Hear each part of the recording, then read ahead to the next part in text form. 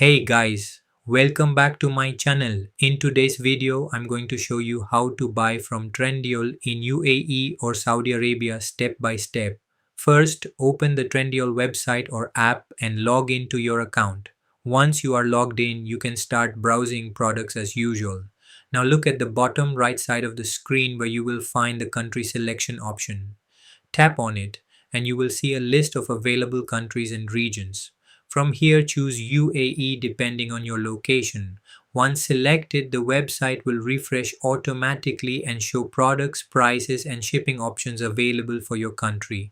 Now you can browse different categories like fashion, electronics, beauty products, home items, and more.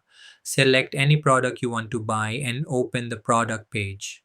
After selecting your preferred item, click on Add to Cart. You can continue shopping.